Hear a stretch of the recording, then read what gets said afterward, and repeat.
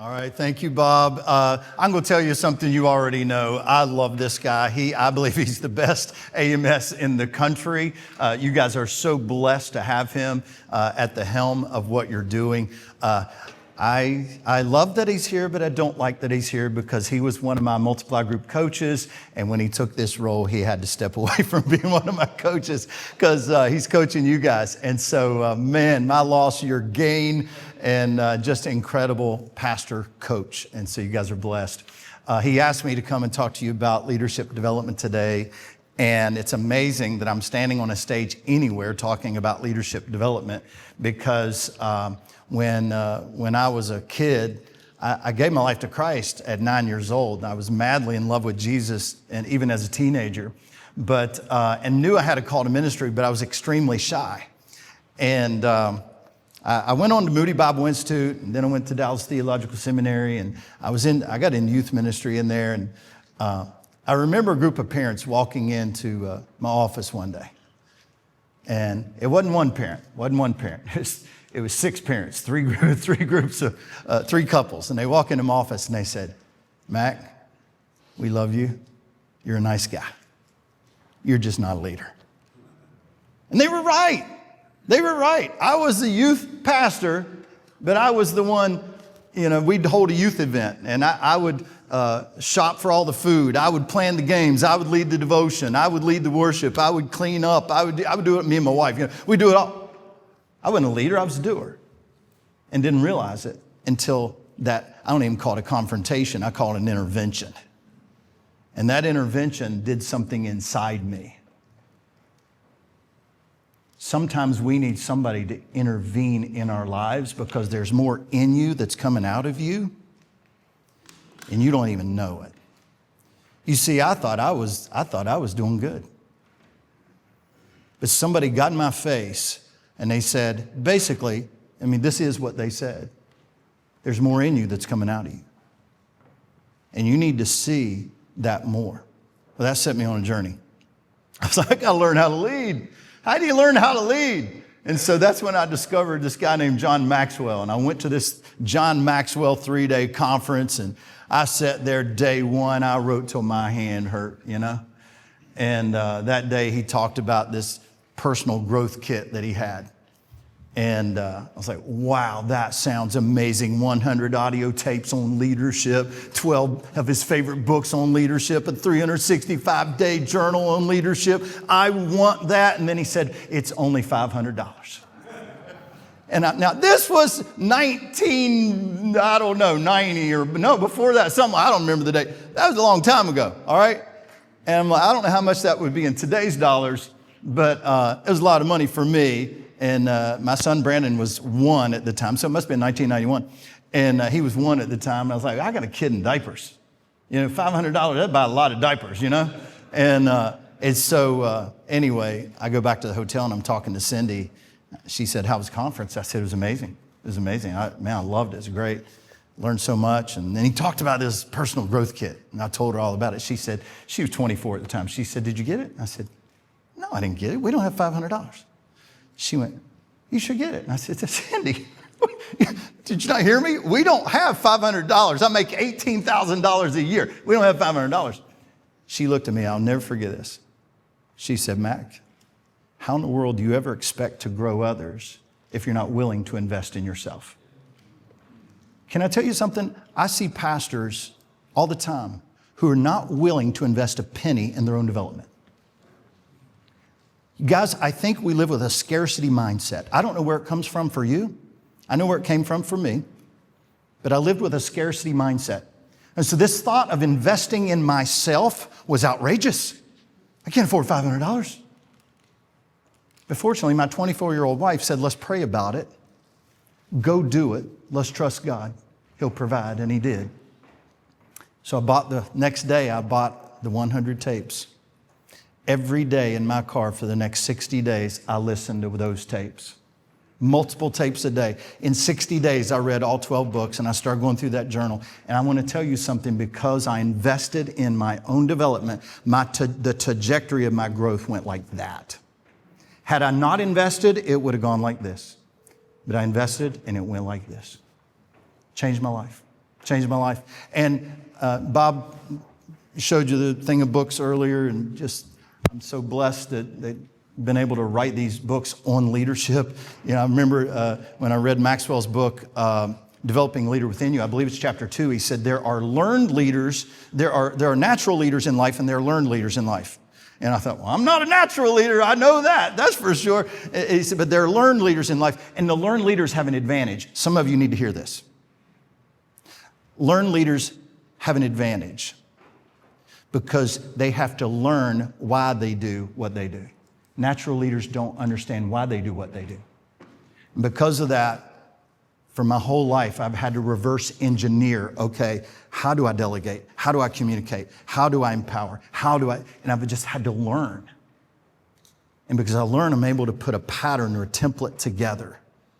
And it was so cool.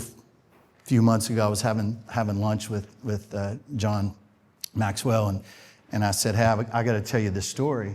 And I told him the story of when I was 28, 29 years old, and went to that conference and spent $500. And I just told him, I said, it's the most incredible investment.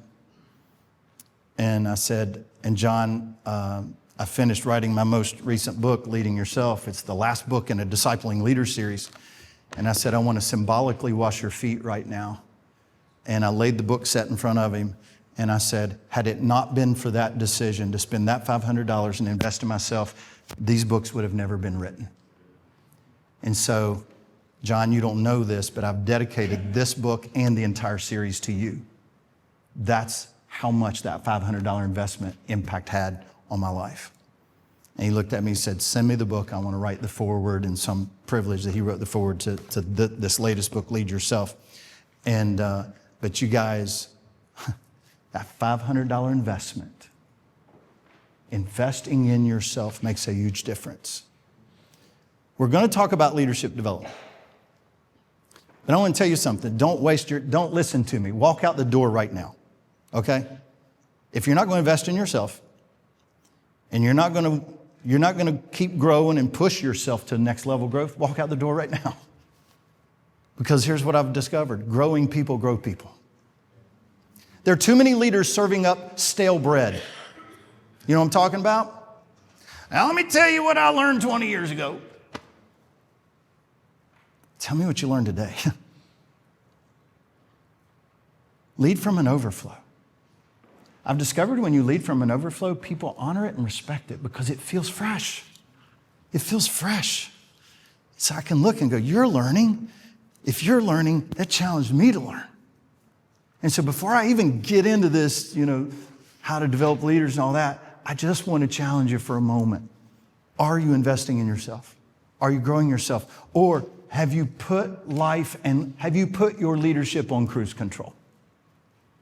Have you put your leadership on cruise control? Because here's the truth. You're good enough in your church. You're good enough. Your growth doesn't matter. You're good enough. I don't care what you're the youth pastor. Oh, I'm the best youth pastor in my church. Yeah, you probably are. But that doesn't mean you're the best you could be. Stretch the bounds of what God wants to do with you and in you. And watch what can happen. And I promise you, as you begin to pour into yourself, you'll see more leadership development happening around you. Because growing people grow people. All right. So, back in, I love this little clicker thing. Yeah, it works.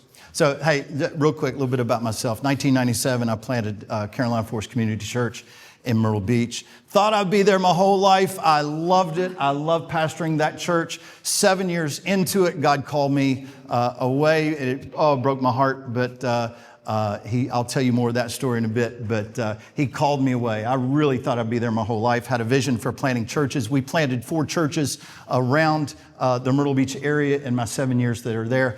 So excited they called me last week and I said, hey, we got our next church planter and we're going to plant another church here in Myrtle Beach, and that tickles me to death. And Bob, I love your heart for church planting, and I love the fact that the North American Mission Board is really driving churches to multiply. Instead of adding, let's multiply. Instead of getting bigger, let's have more. And I love that emphasis. And so what I'm going to share with you today, if you have a heart to be a church planting church, this can help you. This is going to help you big time. It's going to, and even more than helping you, it's going to help your church planter. Because I'm watching a lot of church planters sent out prematurely. 2010, I created an assessment and training process. The North American Mission Board adopted that. The Send Network. How many of you have been through the assessment? Love it, love it. We created that in 2010, gave it to North American Mission Board 2015, as well as the training. So I've worked with a lot of church planters, and here's what I've seen. I've seen them, once I went to North American Mission Board, we said, we require you to have a sending church, a legit sending church. We were seeing guys not having sending churches, okay? And here's what I would tell them. Hey, they come to me, do you have sending church? No, I don't have sending church. Well, we're not going to work with you. But why? I said, because you know what? I got my own kids. I don't need you to be one of mine, all right? I don't want to be your daddy. Find another church. Because I'm not taking orphan church planters. Churches plant churches, okay? Not denominations, not network. Churches plant churches. And what happens when we're not good at it, we find somebody. Notice I said find, not develop. We find somebody and we get behind them, we send them out. And that we send them out prematurely. They're not fully developed. So they lead with a limp the rest of their ministry. I would much rather fully equip somebody, well-trained, well-equip them through an intentional process. And so that's what we tried to build into that assessment and training back in those days. So church planting, very near and dear to my heart. So I loved being there, but then God called me away to go to Seacoast Church. Seacoast was a multi-site church. Met Pastor Greg. They had about 4 multi-sites. I was having lunch with him one day and he said, hey, come work for me. And I was like, why do you want me to work for you? He said, do you know what's happening here? He said, we're doing this thing called multi-site.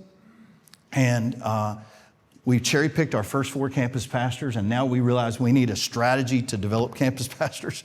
Will you come be our leadership development pastor? So I went there, and when I first got there, he handed me this book, Leadership Pipeline. Do not write the name of this book down. Don't take a picture. Don't read it. All right, I'm just telling you. It is not an easy read. All right, I'm doing you a favor, and I'm saving you $29.99 right now. All right, I'm your friend. All right, and so it's a very, very difficult read. Very difficult read. Now, so I read the book, and Greg gave me the book, and he said, figure this out for the church. This book is for large corporations, mega international corporation type thing, right? He said, read this, figure it out for the church. So I read it and began to change the language on it. And then eventually I wrote this book, Multiplication Effect, which Bob has generously given each of you. And so what the multiplication effect does, it takes the initial framework of Leadership Pipeline, but builds it out much more extensively to help you build a full-rounded leadership development culture in your church, okay? And so that's what we're going to talk about today. So, you guys, in 2008, I was still at Seacoast. And I got a call from Warren Bird. He is the head of research, or he was the head of research for Leadership Network. And he called me and said, hey, Mac, we just surveyed thousands of churches, and we asked them what their number one problem was. What do you think the answer was? Is leadership development. My friend Ron Edmondson became the CEO of Leadership Network in 2018. They recommissioned this study, 2018. Surveyed thousands of churches. What is your number one problem? Guess what the answer was? Leadership development. You guys, a decade has passed and nothing changed. Nothing's changed. Why is the church, why are we not figuring this out? If Jesus took a group of teenagers and developed them as leaders and changed the world, why aren't we? It can't be that hard. And so I'm going to try to really simplify it today. And because what I'm seeing when I work with churches, I've worked with hundreds of churches the past 6 years since we started our company. And what I see is I watch them try to do the same old tired things that aren't working. And then they sit down and go, this isn't working. Let's try something new. And they'll sit down and they'll mix around and do some stuff. And they come up with something. Go, let's do this. And it's the same exact thing they were doing, just a different package on it. And it's still not working. And so we're going to dive into some of that challenge. And so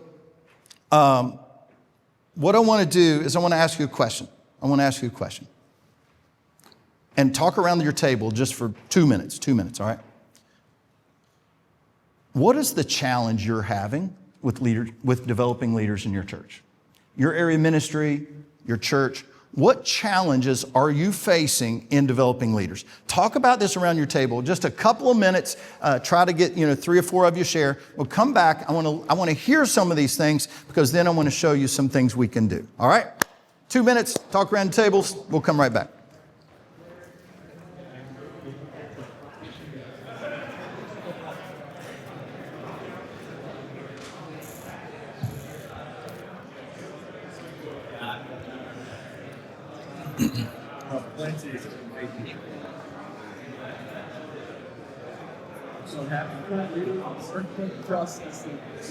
Videos linked in with this? What's that? Do you have videos linked in with this? But there's no audio. Okay. Yep, no audio. I just yep. realized that. Thanks for thinking of that. Yep.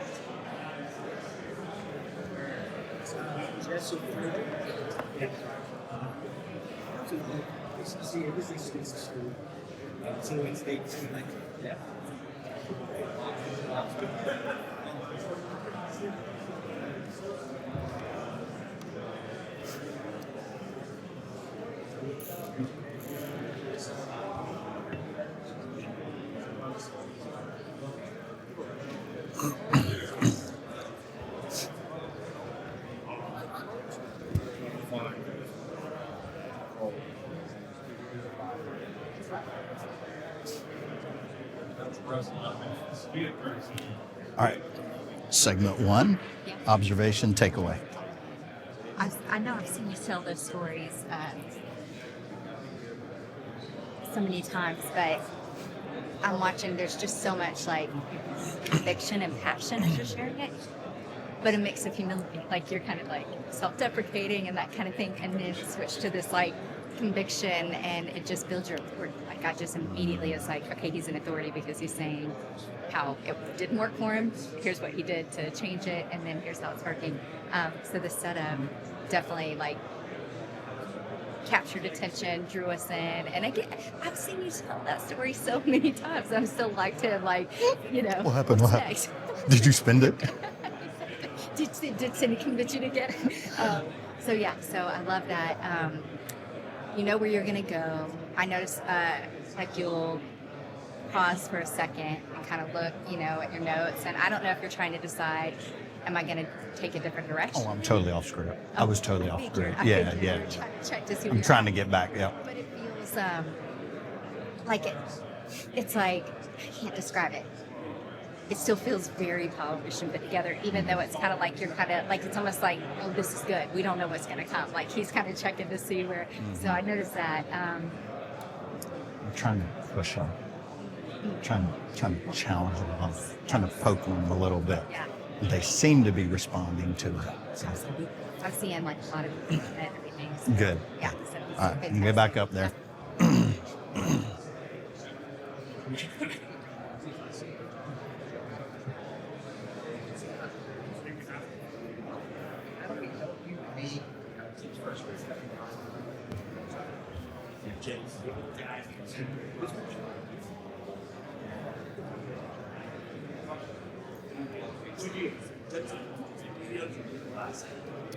All right, talk to me for a moment and just pop your hand up. Pop your hand up and you guys can take that down. Yeah, if I need it, I'll holler at you, all right? Yeah, good idea. I never know when I'm going to draw something, so but we'll bring it up when I need it. All right, want to hear from a couple of you. What challenges are you facing when it comes to developing leaders? Yes, sir. Time, systems, procrastination, and sometimes complacency of our. Did you say frustration? Oh, procrastination. Okay. Yeah. Okay. All right. Let's take time. He gave us a laundry list there. And it's funny because when I work with churches, one of the very first exercises I do is I break the staff up into teams and send them to a Post-it and tell them to come up. This will be a good exercise, by the way, for you to do with your team. All right. I said, brainstorm a long list of challenges legitimate challenges you face when it comes to developing leaders. So they start building a list. When they get around 8, 9, or 10, I stop them. I say, okay, now choose the top two. Top two. What are the top two that are stopping you? You can't kill a giant if you don't see it in front of you. All right? And so if you name it, you can fight it. But most of the time, what we do is we don't name it. And if we do name it, we don't fight it. Okay? And so time. Time, always, number one. Every church I work with, time is the number one issue. Okay? Which is so funny to me. Because if you're saying, I don't have enough time to develop leaders, it means you're the perfect candidate to do leadership development. It means you're working 40, 50, 60 hours a week, which that means there are 60 units. If you're working 60 hours, there are 60 units of time that I can say, can you come watch me during this unit and learn something? I just walked back to Michelle. Michelle is on my team, and she is speaking, and she wants to get better speaker. I just went back there and said, okay, I just finished one segment. What did you learn? What did you see me do? What do you see me do different? What did you learn? What insight? And we stood there back and had a little 2-minute conversation. It doesn't take that long. Leadership development is not something that you add to your schedule. It's something you integrate into your schedule. And we look at it as, oh no, leadership development is this 60-minute thing that I got to figure out how to get time to do this. And it's not always that. Was that a helpful conversation for you? It was 2 minutes. And I know she learned something because I shared something that I'm learning as I'm up here doing it. And so it doesn't have to be forever. So time is hilarious. And not only are there 60 units of time they can now watch you, I challenge you to do this. Make a list of everything you're doing. Here's another exercise, okay? Bob, are they going to get this video? Yes. Okay. All right. Here's another exercise you can do. All right. I did this recently. I've got a group called Multipliers Community, and I did this challenge with them. All right. So what you do, you take a piece of paper, and on the left-hand side, you have your staff list everything they've done in the past 7 to 10 days. Everything, all right? Work related, okay? And so emails, text, meetings, program planning, whatever it is. Then you draw 2 columns in the middle, 2 skinny columns in the middle, yes and no. Did I use this to develop leaders? Yes or no? Sent this email. Did I use it to develop a leader? Could I? And so that's the 4th column to the far right. How could I have used that to develop a leader? And every time I do this little exercise, people go, oh, there's stuff I could be giving away. There's stuff I'm doing that somebody could be watching. Somebody could be using it. I could be delegating these things. We don't stop and think about it. But I promise you, there are golden nuggets laying all over the calendar of your week that could be picked up and utilized for leadership development if you take the time to think about it. And I'm telling you, there's nothing more important you can do than disciple leaders, which is what we're getting ready to get into. All right. Let me take one more challenge. One more challenge. I know we don't have time for this, but one more challenge. What's one more? Anybody have another challenge? What's holding you back? You said spiritual maturity. Spiritual maturity. Whew. Spiritual immaturity. Yeah, spiritual maturity wouldn't hold you back. Yeah, spiritual immaturity. Explain that to me. Tell me what you're seeing and what are you thinking? For us, in practical application, we see a lack of discipleship in the church. So we're not making disciples. How are we going to make leaders? Whew. Okay. Yep. That's great. You know what I'm seeing as I travel around the country? I get this every week. Mac, we're trying to find a worship pastor, trying to find a kids director, trying to find a student pastor, trying to find a new senior pastor. We're trying to find a church planter. We're trying to find. And there's this shortage. There's this shortage in our pipelines today, right? And everybody's looking to find these positions. It's like gold. You know, I got 2 buddies right now who are just desperately looking for a really good youth pastor. I'm going, guys, do you see the problem? It's not leadership development. It's a discipleship problem. The root of the problem is discipleship. The fruit of the problem is we don't have enough church planters. We don't have enough people that we're commissioning into ministry who are ready to do that.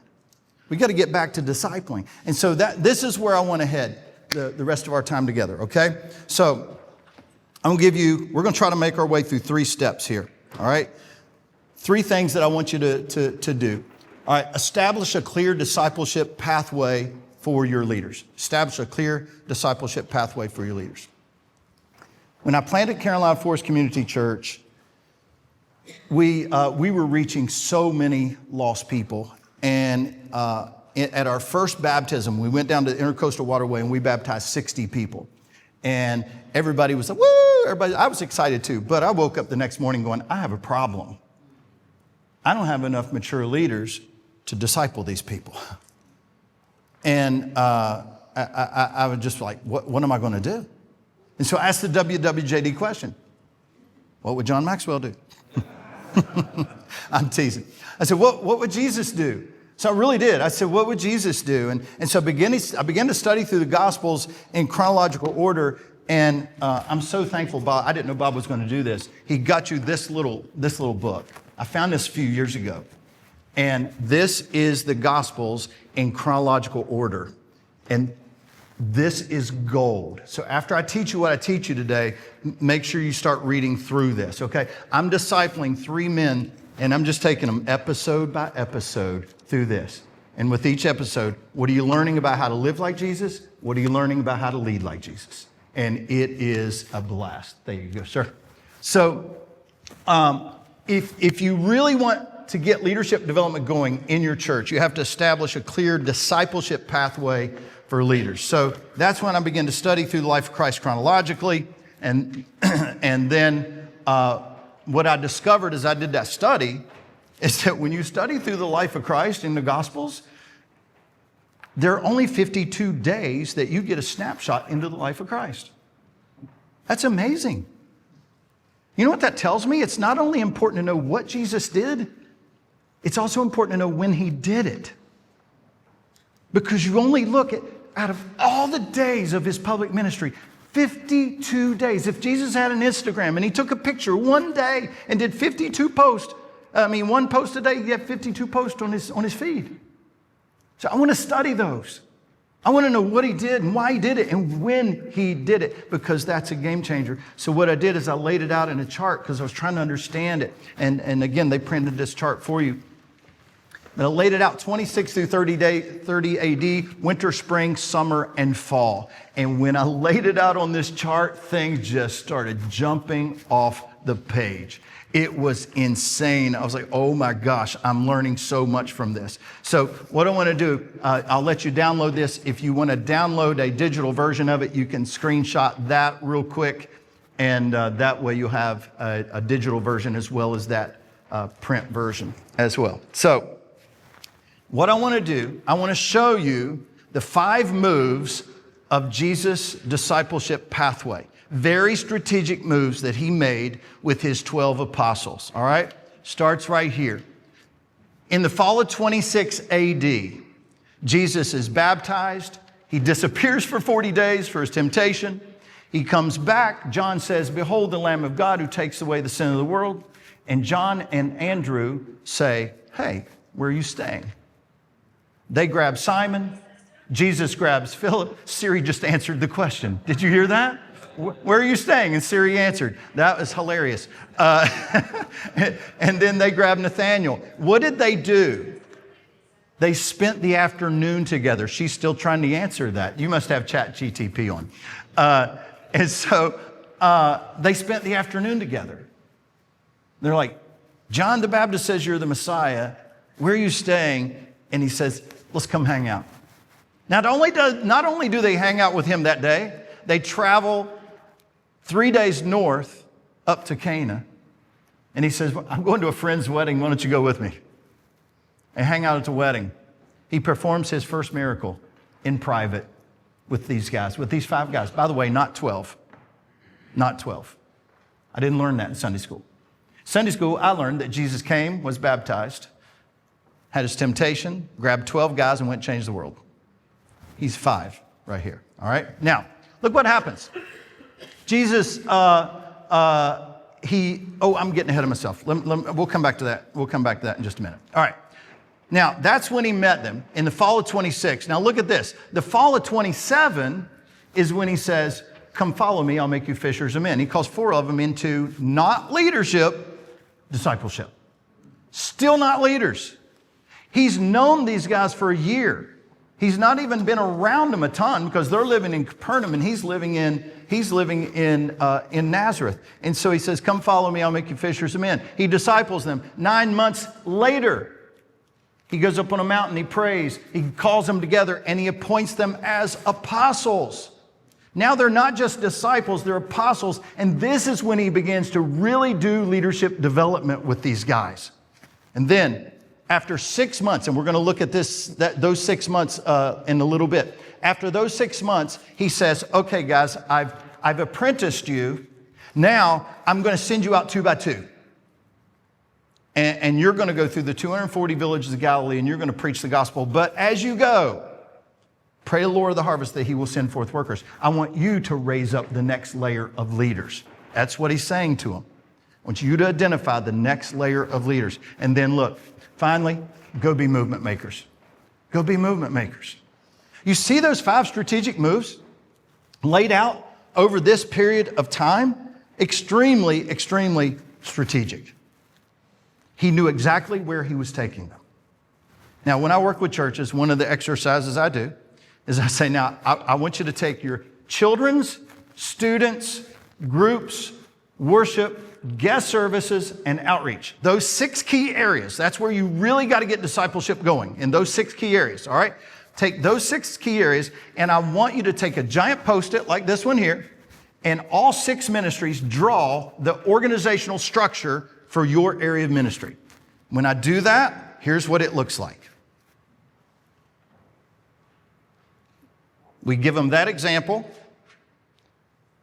and then this is from an actual church that I did last year. They draw their org chart. We look at it. I bump it up next to each other, sort of like this. I say, we're going to put it up on a wall like this. And what you're looking at is a giant X-ray of the internal structure of your church. I want you to act like an organizational chiropractor, and I want you to tell me what's wrong with it. And all of a sudden, they begin to go, oh my goodness, this ministry has 2 levels. This one has 3 levels. This one has 4 levels. Oh my goodness, we call level 2 coordinator. We call level 2 coach. We call level 2 something else. We're not using the same language. We don't have the same number of levels. Everybody's designing their structure however they want, whatever is right in their own eyes. And can I tell you something, guys? When you do that, it may not feel important to you. But when you do that, you cannot systematically, strategically disciple people to new levels of leadership and maximize the leadership gifting that God's put on their life. So they remain bottlenecked down here, unable to fully maximize their kingdom gifts for the church. So what do? They say, hey, Pastor, I love the church. Guess what? I'm starting a nonprofit in the community. Hey, Pastor, I love the church, but the school has tapped me to be the head of such and such club or organization for the local school. I'm going to go do that. Hey, the local ball team has asked me to coach the All-Stars and do this. Why? Because they're empowering them to use their gifts and strengths at higher levels of leadership, but we don't at the church because we're not structured for development. We're structured for function. And when you structure for function instead of development, you handicap your development. I'm telling you, you've got to figure this out. You've got to create a clear, systematic, common sense pathway to develop your leaders, to disciple your leaders. So again, when I went to Seacoast, Pastor Greg handed me that book, Leadership Pipeline. I read it. And here's the basic concept, again, saving you $29.99. Here's the basic concept of this book. This is what I learned from this book. Every organization needs a pathway to develop leaders. This is called the leadership pipeline. Down at the bottom, these people are leading themselves. They're just leading themselves. These are the people who are attending your church. They might be serving as a greeter, usher, children's volunteer, not a children's leader, but just helping in the nursery, something like that. They're simply leading themselves. You need to know who those people are because it's from that pool of people you raise them up to be leaders. You raise them up to be leaders. Now you're asking them to be a group leader, a team leader. And some area ministry, a mission trip leader, whatever. You develop them to that level. You look at the names of the people at that level and you say, okay, who can be a leader of leaders, still a volunteer role? You would not believe how many churches are hiring for this level. I have to deal with it and untangle this mess all the time when I work with larger churches. Smaller churches, not a problem. And guys, by the way, if you're under 500, it is so easy to do. I love sitting. I sat with a church of 85 recently and helped them build out their pipeline. And it's just like, this is easy. This is easy. Mega churches, it's a little more challenging because they've overhired. They've overstaffed. And so they've got people embed in their leadership pipeline at levels where they're really not leading at high levels. You've hired them to be a doer, not a developer. And you are now stuck because you had a pain and you put a Band-Aid on a pain instead of building a muscle around that pain. And so now you're stuck with a Band-Aid that you're going, it helped for a while, but the pain is still there. So we gotta raise up leaders of leaders. This would be like a small group coach or a nursery coordinator, a elementary coordinator, something like that. And then lead an area of ministry. This becomes your student director, your mission director, your worship director, all those 6 key ministries, and then those can flow up to lead the church. This is your executive team, and this is your church planter, okay? And so what you see here is at the bottom, it's basic discipleship. In the middle, it's discipling leaders. At the top, you've discipled potentially a church planter. And so this is a strategic pathway to raise up leaders in your church, okay? Now, once you understand the pipeline, then you can create a chart and you label the left-hand side. These are our team members. These are our leaders, our coach, our director, our senior leadership team. And every ministry puts their roles on this chart, but they have to label it the same thing. You're getting ready to start your church. This is gold for you.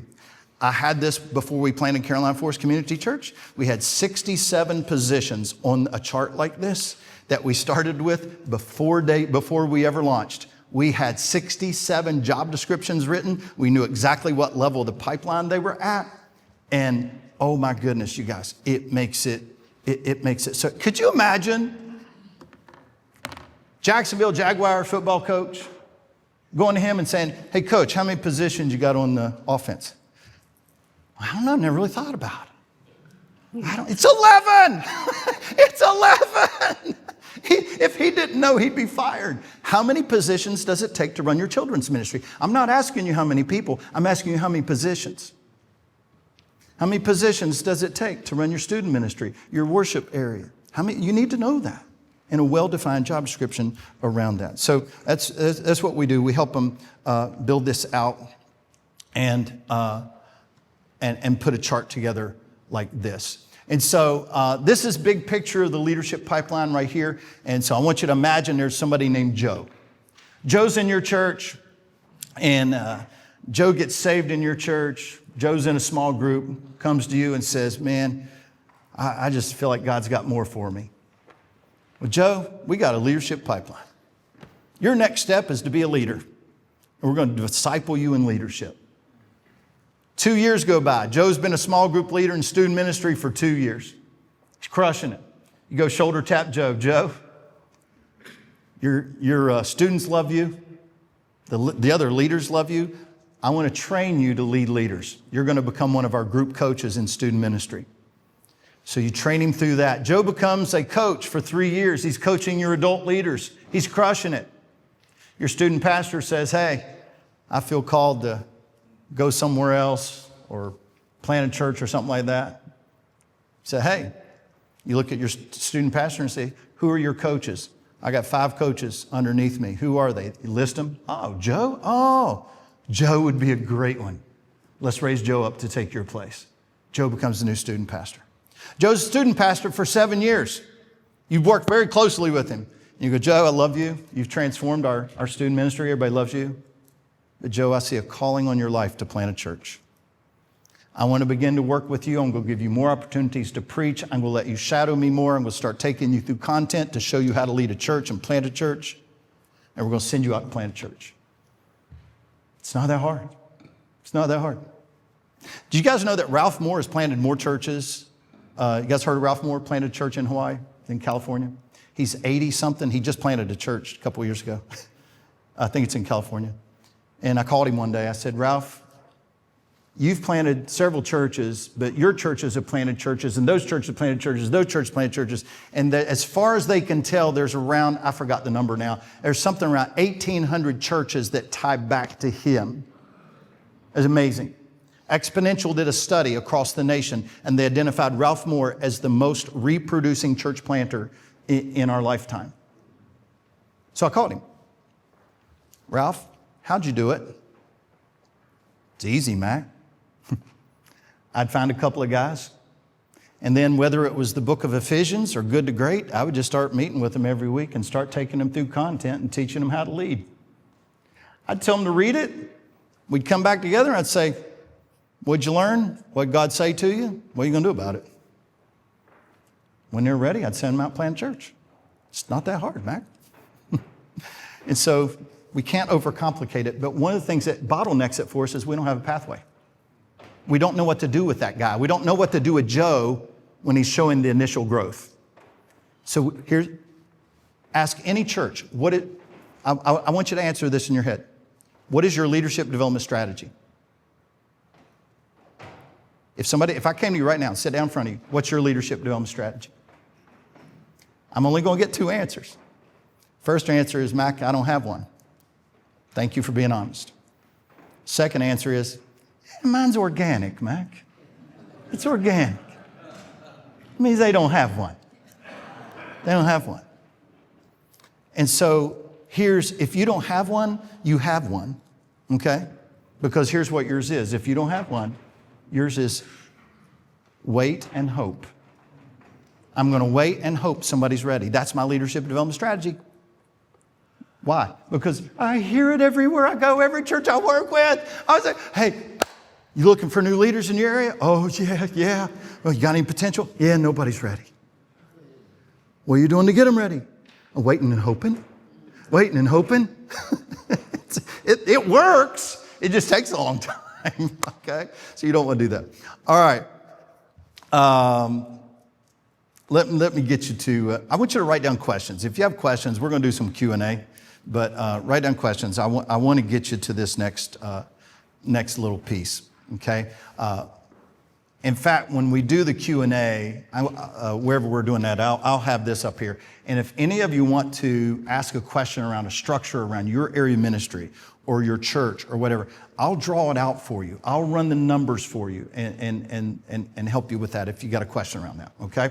All right, number two. Oh, I forgot about this. So I was in Canada 3 weeks ago, and hold on a second.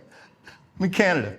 And so the exercise I told you about, where we did put the Post-its of the different ministries up, current reality and all that.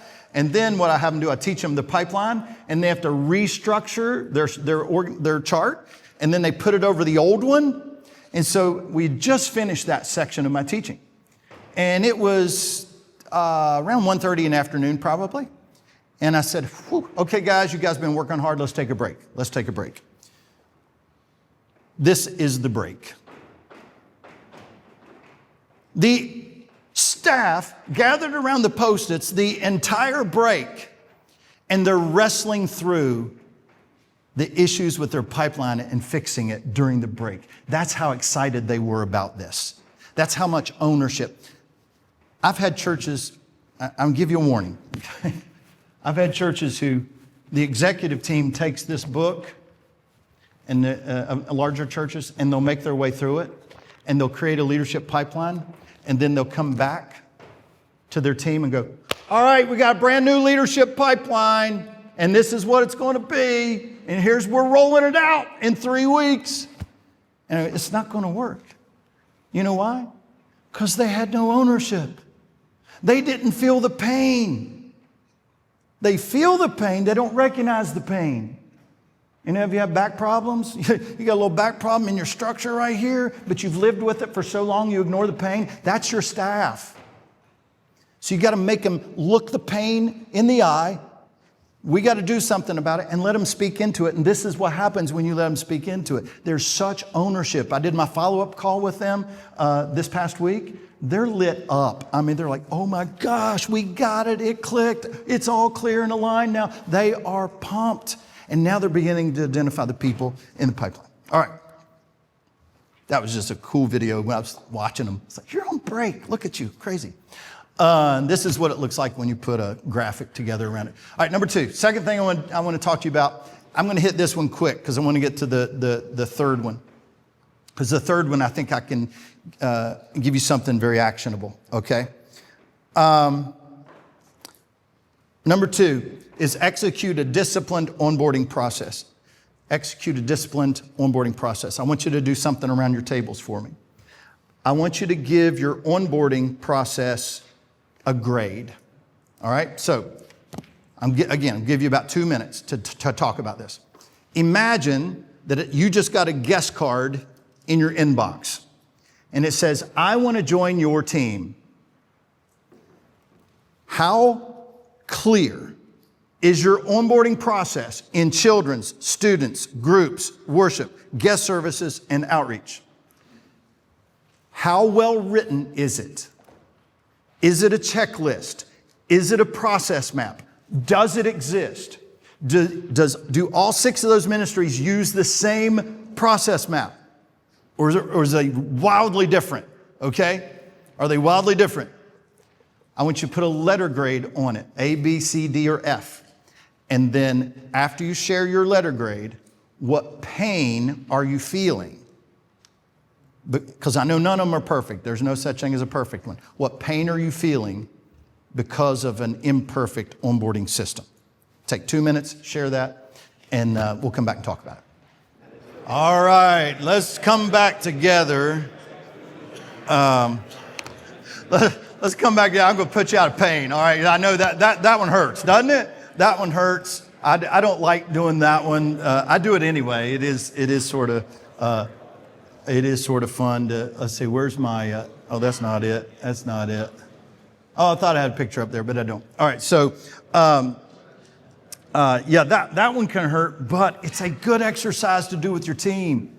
Again, I did this one last week with a church in Indianapolis, and they were just all over the Post-its, just, and what I love doing this, because what I do is I have them put their onboarding system for those 6 key areas.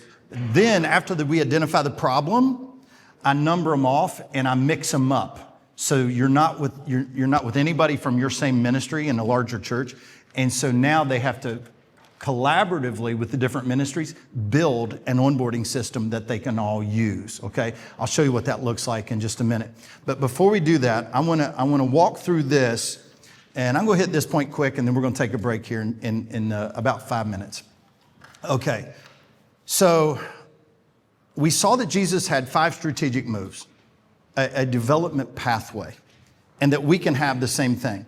But also, I believe when you look at this and you begin to study it, you can go, oh, wow.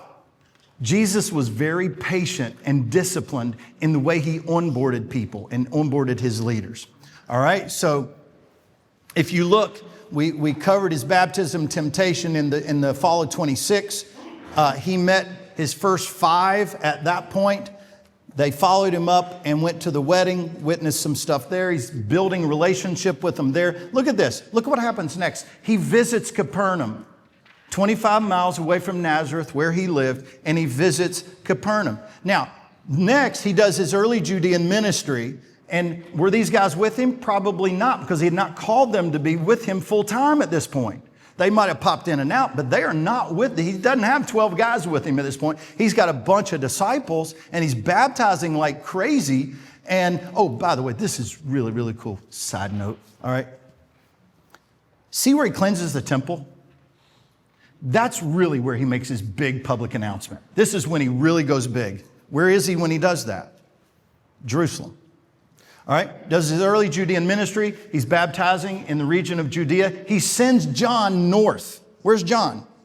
John goes north. Okay, John has prepared the way in the south. Jesus comes on the scene. He begins his ministry in Jerusalem. He's baptizing in Judea. John is now in the north preparing the way.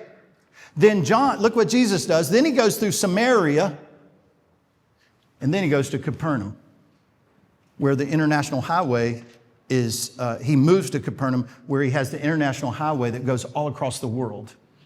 And so every time he tells a parable, there are tourists there, there are tradesmen there every day hearing his stories, watching the miracles, and those travel 18 miles any direction the next day, all across the international highway to go across the world. You see Acts 1:8? It's Jesus' Acts 1:8 strategy. Before he ever taught it, he modeled it. Brilliant, brilliant, brilliant. All right, that was a side note. What was I telling you about? Okay, so now look in the summer of 27. In the summer of 27 AD, this is what's interesting, is Jesus now moves from Nazareth all the way over to Capernaum. And so now he makes that 27-mile move, and he's on the shores of Capernaum, where now, like I said, his message can spread all over the place. But very strategic move in order to spread the gospel. But why else does he move there? To increase his proximity around the few men that are showing the most interest and that he's connecting with the most. He's increasing his proximity with these men. And then right after increasing his proximity with them, then what he does, and look at these guys. Look at who he's selecting. I mean, he's selecting these guys as his disciples. They're teenagers, they're fishermen, their formal education would have ended at 10. They wouldn't have gone through all the Torah study that an advanced student would have gone through. And most of them were single. Peter was married, but the others probably single. And so it makes me go, what do we look for in a potential leader? What do you look for in a potential leader? I love that you're laughing at this, okay? So what I did is I Googled and I found 5 different articles and I said, what do you look for in a new leader? And I found 5 different articles and I compiled them and I made a list of what they said to look for in a new leader. That's what they said. That is ridiculous. That's ridiculous. That's what you look for. But I'm going to tell you something. This is what we do in the church. It's what we do in the church. So I need a new leader. So what I do, I go, oh goodness, got to have a new small group leader, got to have a new small group leader. He's not ready. She's not ready. He's not ready. He's ready. Put him in that seat. Hey, pastor, I just developed a new leader. No, you didn't. That's leadership placement, not leadership development. And there's a huge difference between the two. And the American church has defaulted to leadership placement, not leadership development. And that's why we have a shortage in our leadership pipelines today. You see, we have a shortage in our leadership pipelines today because we never built a culture of leadership development yesterday. And if we don't begin to build a culture of leadership development today, there's going to be a shortage in our pipelines tomorrow. So why don't we just say, hey, let's get serious about this and let's figure out how to disciple leaders and let's require our staff to begin to do it. Let's require our key leaders to do it. If you're going to be on our launch team, you're going to be on our core team, one of our key things that we're going to teach you is I am not the only disciple maker in this church. When I stand up there, this is an element of disciple making, but not near what this is around the table. I want us to raise up the best disciple makers on the planet. I want us to raise up the best disciple makers in Jacksonville. And by the way, if you do have staff, they should be the lead disciple makers in your church. They should be better at making disciples than anybody else. But instead, what happens, they become event planners versus disciple makers. We so busy them with event planning that they don't have time to make disciples and they don't even know what it looks like, feels like. And I do this thing when I'm on site with churches where I sit at a table and I disciple 2 people in leadership for 1 hour. And I make everybody else, just like this, sit around and watch, except we would be up on that on the platform right there. And everybody watches. And I do this for a literal hour. And as soon as I finish, I stand up and say, now, what did you see? What did you see? And boom, boom, boom, boom, boom, boom, boom. People just start spitting it out. And the most common thing is, nobody's ever done that for me. Here's the other common thing. I love that, but I've never done that, and I'm scared to try. We have to acknowledge where your leaders are at when it comes to disciple making. Acknowledge where they're at, accept it, be honest about it, and try to help change it. All right. Sorry, I'm off track. So I want to show you 21 months. 21 months before he chose his leaders. He built a relationship. He got to know them. He watched them in different environments. It takes time before you select a leader. And so what we do, again, we have churches put up their current reality. It's a mess. You see all the gaps there. They haven't defined their onboarding process. And then we say, hey, here's how you do it. And so this is a sample from Bethel Church. Find, reflect, assess, mentor, and equip, and all the bullet points underneath that. Here's one from, I forgot what church this is, but here's how they raise up leaders. Freedom Church. Find, review, engage, equip, with the bullet points underneath that. It doesn't have to be that hard. You literally can put your team together in a room and in a couple hours create this. And boom, you got an onboarding system. Creating it is not the problem. Holding people accountable to it is. And so, why is this important? Because the system helps Joe flow from one level to the next. That's how Joe flows from one level to the next. And here's the most common thing I hear. I signed up to volunteer for my church, but I never heard back. Well, I was on site consulting with a church. I walked into the elementary room, saw a lady stand there against the wall. I said, hey, are you one of the volunteers here? Yes. Great. I'm here consulting the church. I'd love to ask you a few questions. Oh, you don't want to ask me? I said, why is that? It's my first Sunday. Oh, well, actually, you're the perfect person for me to ask. Can you tell me about the onboarding system that they took you through to get you into this position? What onboarding system?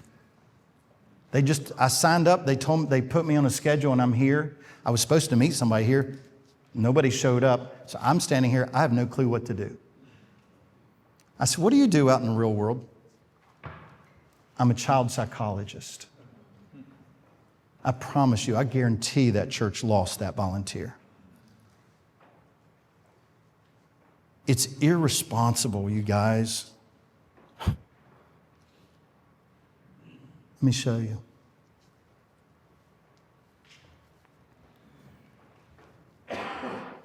You know what that is? It's poor stewardship. It's just poor stewardship. Mac, that takes work, it takes time, it takes energy. I know it does. And it takes discipline.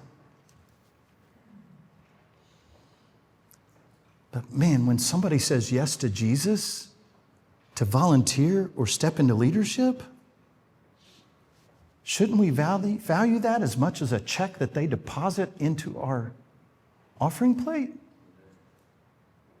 We should steward it just as much, if not more. And yet, we get sloppy and we allow our staff to be sloppy. So I'll give you something very practical. You create this, and I'm just going to use freedom, okay? I'm going to use freedom. Here's what I'm going to do. Put this together with my staff. I'm the senior pastor, you're my staff. Once a month, who are you recruiting? What process are they in? Find, recruit, equip, or engage. All right, fantastic. Who are you recruiting? What step are they in? Who are you recruiting? What step are they in? Who are you recruiting? What step are they in? It's as easy as that. Once a month. You have accountability for your system. It's a system for your system, all right? It's just, you just integrate that. Now, you can guess what's going to happen. Nobody. Next month. Nobody. Who are you recruiting? Nobody. What are you doing with your time? Who are you recruiting? John Smith. John Smith's on my team. What are you doing? He's one of my best leaders. Now you're working together. It's the equivalent of the Jacksonville Jaguars taking a guy. Sorry, not familiar with the team very well. I can't give you a player. But it's equivalent taking one of their star players and saying, let's say their star running back, and saying, hey, I need you to play safety on the next set of downs. Oh, and by the way, I need you to punt returns as well. I need you on offense, defense, and special teams. We wear them out. Wear them out. We do it in church all the time. We're not stewarding people's gifts. We're using their gifts. Big, big, big difference between two. Hey, let's take a break, and we're going to come back, and I want to talk to you, final point, on how to disciple leaders, and I want to tell you the story of a church that did this, and is planting churches like crazy. All right, let's take a 7-minute break, come back at 11:31. 11, I can't count, 7 minutes. All right, the thing I want to wrap up with is this. We talked about developing a strategic pathway so that you have a clear pathway so everybody knows what their next step is. When I was at Seacoast, I used to get a knock on my door all the time, and people coming up and saying, Mac, I want to be a campus pastor. I want to be a campus pastor. And I'd say, okay. So I would draw the leadership pipeline on a napkin, and I'd say, are you in a small group? I'd point at the bottom. Are you in a small group? Yep, I'm in a small group. Are you leading a small group? Nope. Okay, great. That's your next step. They'd look at me, oh, but no, I want to be a campus pastor. And I said, nope, sorry. This is your next step. You see, you can't let people skip levels of the leadership pipeline. It undermines their development. And so we would ask people where they're at in that process, and we would develop them to their next step and not just let them take a good leader and make them your student director. Doesn't always work. You're skipping levels of their development. Okay. I want to wrap up with this. I want to show you how Jesus provided transformational training. This is important to me. It's the one thing I get passionate about around leadership development, because in 1996, God called me to plant a church. I didn't want to plant a church. When I was at Dallas Seminary, Aubrey Melfors, who wrote the book on church planting, he approached me, he said, Mac, you need to take my church planting class. I looked him in the eye and said, Aubrey, I will never plant a church and I will never be a senior pastor. 7 years later, I called him. I said, Aubrey, help. God's called me to plant a church. He said, too late, read my book. And so I called my denomination and said, hey, I feel like I'm supposed to plant a church. And so they said, great, we got a boot camp. And so I went to a certain city. And for 2 days, I sat right here in the front row, and I listened to a nice gentleman lecture for 8 hours, 2 days in a row. And I'm sure he went home and he said, honey, I just trained 25 church planters. But I went home and said, honey, I still don't know how to plant a church. I got 273 fill in the blanks, but not a clue how to plant a church. And that's when I realized that dumping information doesn't produce transformation. And can I tell you something? I mean, just to be dead honest with you, the American church is so addicted to dumping information. Boy, we think more highly of ourselves than we should. I mean, this is fun. I love doing this with you guys, but can I be honest with you? I'm not developing you. Hopefully, I'm inspiring you. And it's an important part of leadership development, but it's not the most important part. This is fun. It's fun. But can I tell you what I'm really looking forward to? Is next Tuesday when I go home with my 3 guys, and we sit around a table like this, and we talk about, in this particular case, Mark chapter 5, verses 1 through 20, and how Jesus lived and how he led. Because you see, I'm sitting here with these 3 guys, and we're more closer together and stuff, but I see their level of engagement. I see the comprehension. I see them changing. They text me, oh my gosh, I'm growing like never before. I see the level of transformation and comprehension that's happening right here. That's why I'm addicted to this. That's how I was developed as a leader. That's why I'm addicted to this. But you see, you can't get addicted to something you've never tasted. Yeah. And some of you in this room, you are so safe right here. And what I just demonstrated for you, it terrifies some of you because you've never done it. When I'm up here, I can control. But the moment I'm sitting there, I'm letting go control. And I'm having to trust the Holy Spirit to produce transformation. And that's why I'm addicted to that. Because I see the degree of transformation. And so when I finished that church plant training, I was like, man, that's just dumping information. And so when I created, in 2010, I created the what's now the Send Network training. And those of you who've been through it, I'm sure they've modified it, but it's 12 leadership competencies. no more than 5 church planters trained around a table over 6 to 12 month period of time, where they're doing pre-work, reading, put it into action, sit down here and let's talk about it and work things out together with a coach that's a trainer and mentor. Because I was like, my battle cry in 2010 was, I want to eradicate church plant boot camps across this country. Because we're fooling ourselves, thinking that we're training church planters by dumping information. It's not producing transformation. We're fooling ourselves in our church. Hey man, we just trained 40 new small group leaders in our church. We had them stay after church and we fed them pizza. And man, we had one of our best communicators stand up and talk about how to lead a small group. It was so good. It was so good. Yeah, it was so good. Half of them got their grocery list completed while they were sitting there. Like some of you right now, you're not even listening to me probably. There are other things. Some of you might be email. I have no clue. That's why I love this instead of this. And all right, let's just look. Let's just look.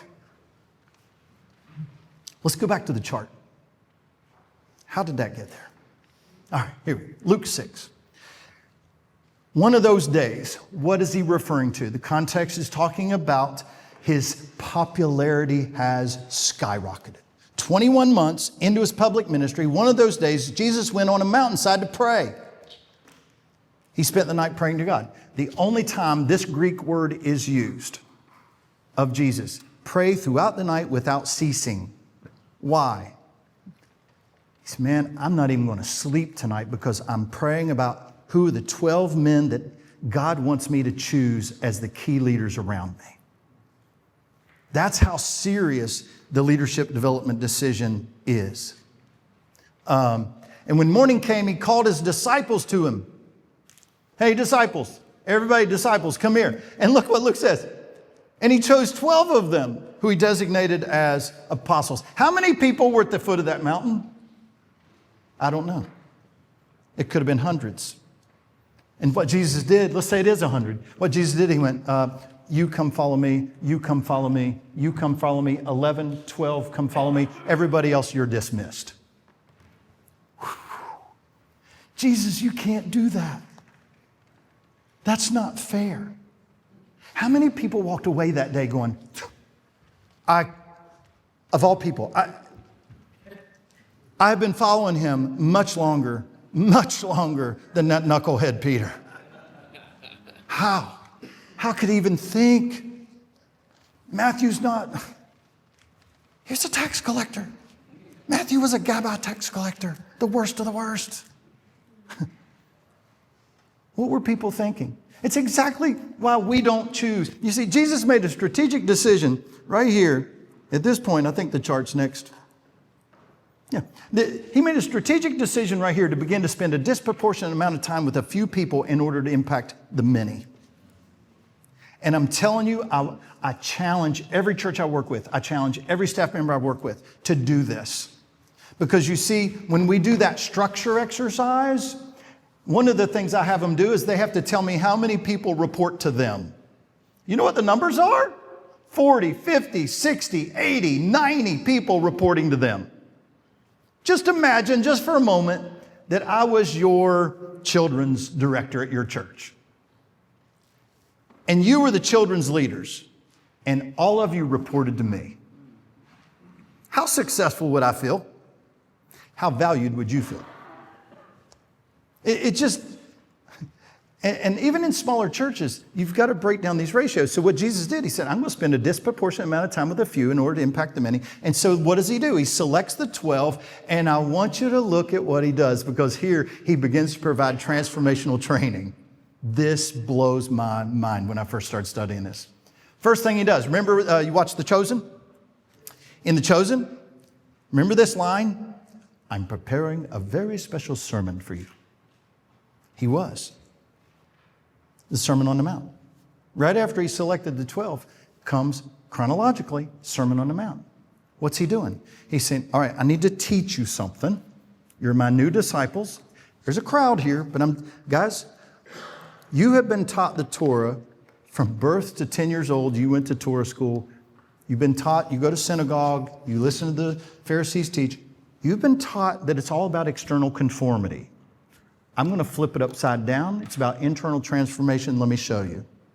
And he recorrects their thinking around Scripture and teaches them Scripture. So he's giving them some knowledge that they need. And then look what he does. He says, hey, you notice it says Galilean tour number 3? There were 240 little villages in Galilee. And I think I have a slide on this. There are 240 villages in Galilee. And, well, it's in here somewhere. We'll come back to that later. But there are 240 villages in Galilee. And I love this because Jesus has already gone through the 240 villages of Galilee twice, spreading the seeds of the gospel. Once on his own, once with Peter, James, Andrew, and John. And now, this time with the 12. It's the first time he has all 12 with him. So he's saying, I've selected you as apostles. What does he want them to do? Preach the kingdom of God. So what's he going to do? Go watch me preach the kingdom of God. So here he's modeling for them. So he's given them knowledge with the kingdom of, with the Sermon on the Mount. Now he's modeling for them. When he does the tours through Galilee, he preaches the 7 kingdom of God parables. Absolutely brilliant. He's giving them 7 visual images of the kingdom so they will not forget. And what was the first one? Kingdom of the parable of the 4 soils. Brilliant. He's saying, all right, you're my apostles. I'm going to send you out 2 by 2 eventually. But before I do that, I want to give you a discipleship diagnostic tool so that when you go spread the seeds of the gospel, you can watch and measure the response of the people and know what to do about it. Oh my gosh. Pharisees' opposition. These guys are coming against him hard. All right, what are the disciples doing? What are the apostles doing when the Pharisees are going, Jesus, you can't do this, you can't do this? What are they doing? They're sitting back there going, great question. I had the same question. I can't wait to hear how he answers this one. The Pharisees' opposition was giving the disciples a theological education. Love this, because this is where my guys and I are studying right now. Jesus teaching all day long, comes the end of the day, says, hey guys, let's go to the other side. The Greek word means to, with purpose and intent, go to the other side, to the region of the Decapolis. Now, these guys had never been to Decapolis. It's a scary place to go. It's like going to Vegas. It's a sin city. You just don't go there. They've heard horror stories about the cities of the Decapolis. So you just don't go there. But he said, let's go to the other side. Now, remember what he's just taught them. Kingdom of God parables, how the kingdom of God is going to change the world, change lives. Let's go to the other side. Gets in the boat. You know the common storm story. Gets to the other side. Luke says he gets out of the boat, and there, coming out of the tombs, unclean, is a demon-possessed man, unclean, naked and bleeding, unclean. I mean, these guys' worst nightmare. We told you, Jesus. We warned you, Jesus. And here he comes, screaming out of the tombs.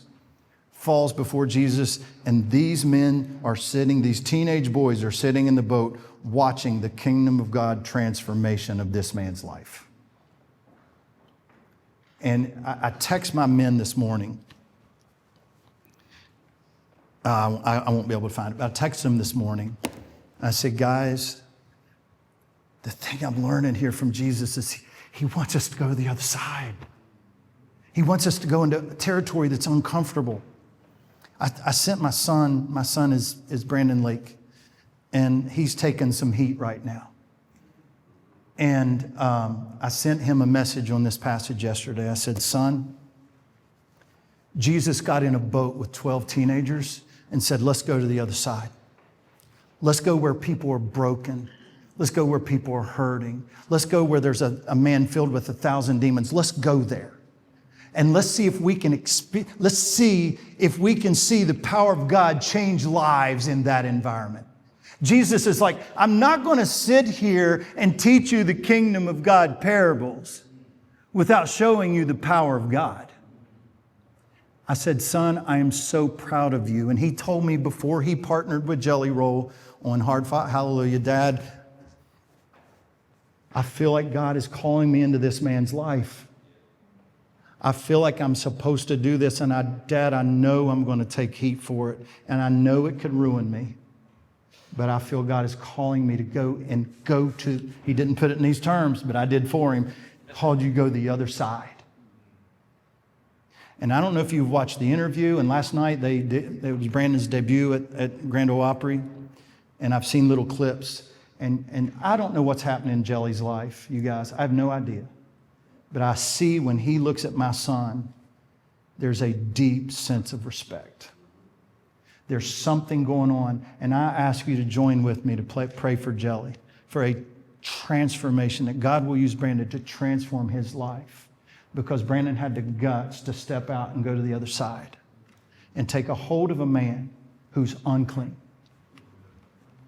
and say, you know what? It's worth the risk. And so Jesus is teaching these 12 men. He said, I'm going to give you an experience that you will never, ever forget. I wonder for those 12 teenagers, I wonder for how many of them that's their favorite Jesus story. Remember the time? Remember the time we crossed the boat and we were scared because of a wild storm and then there was a wild man? Oh my gosh. He gave them experiences. I'm going to skip to the last one.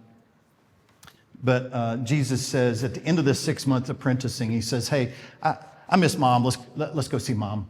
And he goes home to Nazareth, takes these guys to Nazareth, preaches in the synagogue, and he's run out of town by the people who know him longest and know him best. I call that graduation day. Hey guys, are you going to stick with me when even those who know me longest and know me best reject me? And they did. And then what happens? He sends them out 2 by 2. Sends them out 2 by 2. All right, now I want to show you something. And sorry, I'm not used to using this as my clicker, and I keep messing it up. Would you advance the next slide for me? Because this is not working. Michelle, can you grab this and see if you can get this working here? All right, I'm going to hit this really quick. And then I'm going to dive into one of these. So when I'm working with churches, I ask them the question, what is your leadership development strategy? As I told you, most don't have an answer. I say, okay, it's as easy as this, all right? You have to prepare new leaders a certain way. Thank you. What did you learn by doing that? Phenomenal leader, by the way. Phenomenal communicator, coach, leadership expertise, and my COO as well. And so thankful to have her on my team. and tech person when Mike's not here. All right. And so when I'm working with churches, I say, okay, you've got to decide how you're going to prepare new leaders, how you're going to equip your existing leaders, and how you're going to inspire all of your leaders. You see, when I ask, how are you doing leadership development? Oh, yeah, we do leadership development twice a year. I'll say for groups. We do leadership development twice a year for our groups. Oh, how do you do it? Oh, we have them stay after church or come on one night and we do a couple-hour training with them. Oh, who's that for? Your new leaders or existing leaders? Oh, both. Both. Oh, so in other words, you're shooting over the head of half the audience and you're shooting under the head of the other half of the audience. You're trying to train everybody in the same environment when they're two different animals. You got to prepare new leaders different than you equip your existing leaders. Both are important. And then you want to inspire all of your leaders. So there's individual development, team development, organizational development. All right. Now, prepare is getting them started. That's how you move them from one level to the next. Equip is keeping them going. Once they're at that level, it's the training you provide to keep them going, and then inspire fires them up. So if you were to ask me, and there's 9, it's in the book, you guys, there are 9 equations for this, okay? But if you were to ask me, Mac, what's the leadership development strategy of your church? We prepare new leaders through apprenticing, equip existing leaders through huddles, and we inspire all of our leaders through Fuel, which is an annual conference. All right? And so that is the leadership development strategy. I can articulate it in less than 30 seconds. And we execute this, all right? It's that easy. All that's in the book. So what I want to talk to you about is prepare. Prepare. Most common approach, hey, would you like to be a leader in our such and such ministry? Oh, yeah, I've been praying and God's put on my heart. Yeah, I've never led before, but yeah, I'll say yes. Fantastic. And so we pick them up and we throw them in that leadership position. We throw them in the swimming pool of leadership without any training. There's a big splash and there's a lot of commotion. And about 2 to 3 months later, they crawl out of the swimming pool of leadership and they go, I'm never getting near the swimming pool of leadership again. Because you see, I almost drowned. That almost killed me. That was a horrible experience. When I learned to swim, a guy got in the pool and said, hey, watch me swim. Now, come over here. I'm going to hold you. All right. He mentored me in swimming. That's how I learned to swim. He didn't throw me in. But in church, you look like you're living like Jesus, and we throw them in the swimming pool of leadership. They'll figure it out. And this is, we have a retention problem. We don't have a recruitment problem. We have a retention problem because we're not developing the leaders that we recruit. And so we got to figure out, how are we developing new leaders? Now, imagine that I want to develop a new leader. Let's say, hey, would you like to be a small group leader? Let's say this is my small group. I look at the two of you and say, hey, I've been watching you guys. Everybody in our group really respects you and honors you, and this is our group here, okay? The two of you, man, everybody really respects. Would you pray about stepping into leadership training with me? I want to apprentice you to lead a group in the context of this group. You both pray about it. You come back to me. You both say yes. Yay. Okay, here's what we're going to do. There you go. There you go. This is my copy. All right? I want you to do chapter 1. Chapter 1 is how to disciple leaders. Or how to disciple others, not leaders. How to disciple others. You read it. At the end of the chapter, it says put it into practice. So you're going to practice what it taught you at home, at work, and I'm going to look at you and go, I'm going to give you an assignment in the context of our group. Then we're going to get together and we're going to have a great discussion around this. Just the three of us. All right? Then 2 weeks later, after we have that discussion, I say, hey, let's do facilitated discussion. So I teach you how to facilitate discussion. Now watch me tonight. I'm going to facilitate discussion. Watch me, okay? What'd you see me do? So let's watch out what I've been doing with Michelle back over here about speaking. All right? Watch me. Let's talk about it. Read the chapter. What'd you learn? Put it into practice. I'm going to make you lead discussion here. All right, so we're going to do that for a couple weeks or so.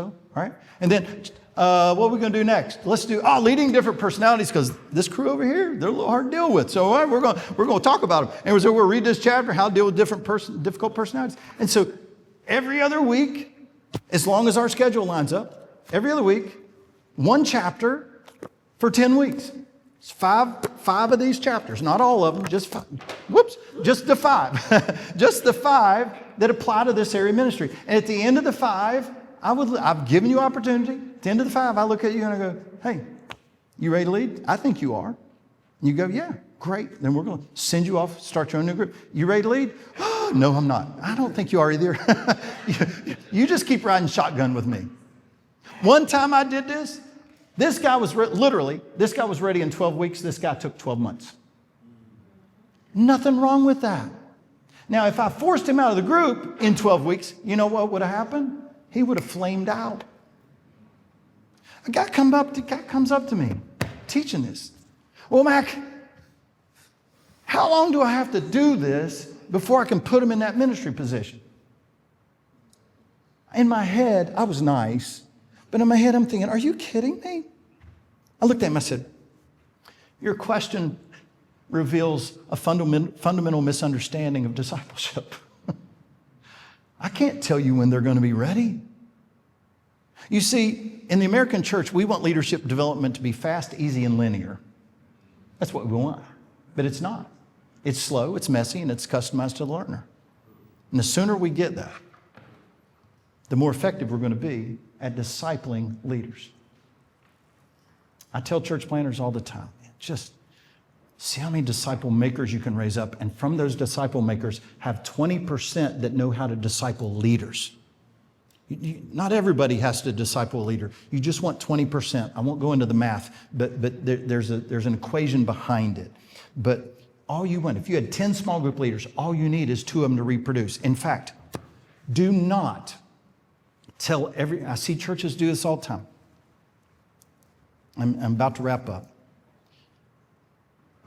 Churches do this all the time. They'll have 20 leaders. And they'll look at their 20 leaders and say, hey, I need everybody to have an apprentice. We need to start developing more leaders, so I need everybody to have an apprentice. Let's say there's 10 of them. Hey, 10 of you, I need you 10 to develop an apprentice. How many do you think will successfully identify, develop, and raise up and send out a new leader? I ask that question to crowds everywhere I go. The highest answer I've had is 3. 3. And I think that's being generous. The most common answer, 1. So let's go with 3. That means I have a 70% failure rate in developing leaders. You're never going to build a culture of leadership development with a 70% failure rate. And I can show you the math. You only need 20% of your existing leaders discipling 2 new leaders to keep pace with a 15% growth rate in your church, and most churches are not even growing at 15%. So if I had 10 leaders, I'm going to find my 2 best. So you were my 2 best. All right, we'll pretend now you're my 2 best. All right, you've been doing it for a while. I come to you, I say, hey, I'm going to take you through this. You're leading this group, you're leading this group. All right, you're my 2 best. And I want to go through this with you, 5 chapters, not because you need it. I want you to be reproducers. And in your group, I want you to find 2 people. In your group, I want you to find 2 people. I want you to raise up some new leaders. My wife sent me a picture of a text this morning. Oh my gosh, I got a lot of texts. Good morning. This is from one of her ladies. Last semester, she took 3 ladies through leading others, and now they're all leading their own group. And by the way, they're all also reproducing 2 new leaders. Good morning. Just wanted to share that I'm working through the 5 C's. It's one of the things in the chapter. Reviewing the 5 hats, one of the chapters, before heading to sisterhood later today. Thank you so much for stepping up and offering this leadership training. It's been so helpful and helped me grow as much in caring. Helped me grow so much in caring for my group. I pray God will bless you abundantly and that His face will shine upon you. Blah blah blah. Love you. Blah blah. And just it's a lady going, thank you for training me how to lead a group. Thank you. It's transformational. And guys, it's not that difficult. It's literally, I mean, if I were to give you an action step, it would be get 3 copies, find 2 people, take them through it, tell them to reproduce. That would be the action step. It's going to cost you $30, $36. Just find 2 people, take them through it, tell them to reproduce. Strike a match, start a fire. Strike a match, start a fire. Oh, Mac, that's too slow. That's too slow. I'd rather information dump a bunch of people. Okay. Keep doing it that way. But I'm telling you, in less than 1 year, my wife is responsible for raising up 12 new small group leaders in our women's ministry. Stay-at-home grandma. It doesn't have to be that hard. There's such unleashed power in our lay people. Because we go, oh no, we can't let lay people develop our leaders. That's the job of a professional. Only our staff can develop leaders. Our people aren't mature enough. No, you're not mature enough to see that there are mature people out there. And so, man, we got to get back to apprenticing leaders. This is what Jesus did. This is what we see Him doing. And Michelle, I lost this again. And so my fingers are sweaty. Thank you. All right. And so imagine that then you raise somebody to be a coach, and you can teach them in practicing spiritual leadership and value-based leadership and how to lead huddles. Then you raise them up to be a staff, somebody to oversee a area ministry, like a staff person or a volunteer that oversees an area. In smaller churches, you can take somebody. When I was a church planter, I told my group of 70 core people, I said, these are my 6 key leaders that I'm going to lead through. I love you all, but I'm spending time with these 6. We hadn't even launched publicly yet. I'm spending time with these 6. My gift is leadership. These are the 6 people I'm going to lead through. Okay? You're going to see me spending more time with them than anybody else. And here's why. And so if you can train those people in these leader department competencies, they're going to be leading much better in that. And then raise them up to lead the organization, use some of these skills. Now, next slide. This is the book series. We didn't bring them all. We got a couple back there, but these are on our website or on Amazon, all right? But the whole series is done now. And by the way, this one, I wrote it for small groups. The rest of them, triads. A buddy of mine called me when I finished leading others. He said, send me 42 copies. I said, no. He said, I'll pay for them. I said, I know you will, but I'm not selling you 42.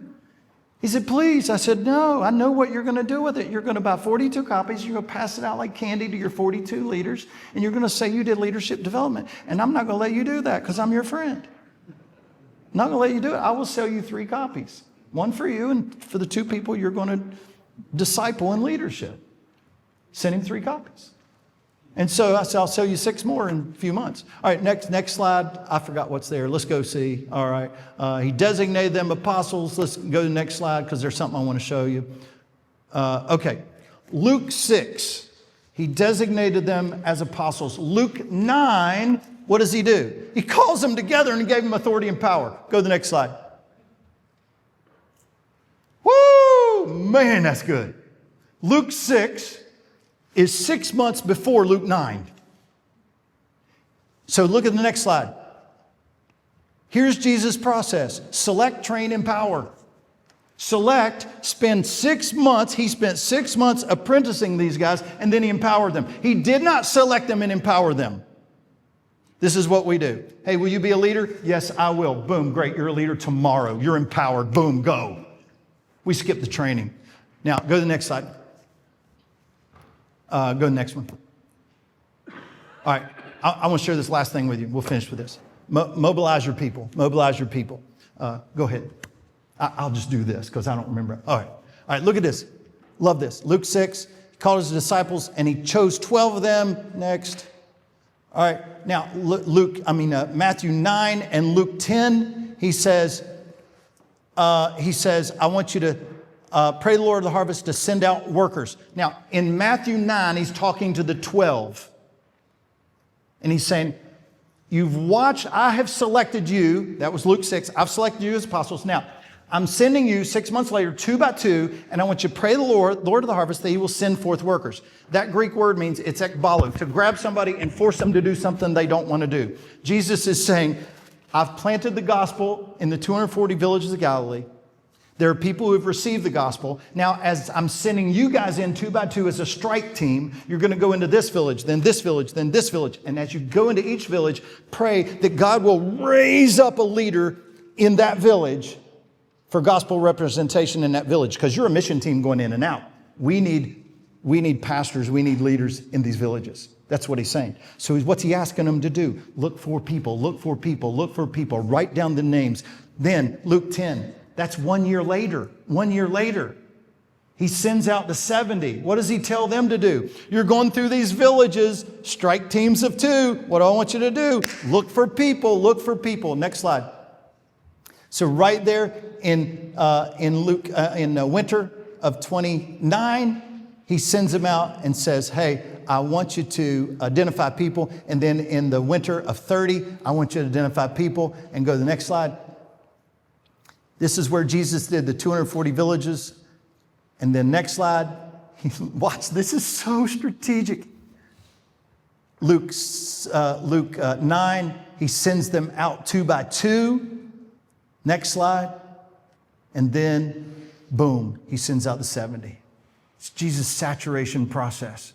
How did he do it? By saying, all right, guys, it started by me going on a mountain, processing the names of people that are my disciples and selecting 12. It continues by you going out and interacting with groups of people, capturing their names and selecting more. It's a people movement. Next slide. And then it ends up, Jesus says, meet me on a mountain. Next slide. Go to the next one. Sorry, 2 more. Oh, no, there's going to be a couple more.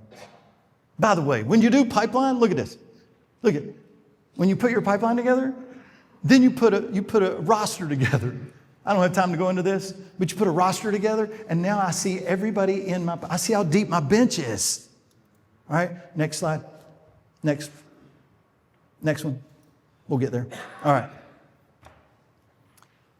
This is Sean Sears. He was the first church I ever took through Leadership Pipeline. He's a Send Network planter in Boston. I met him in 2013.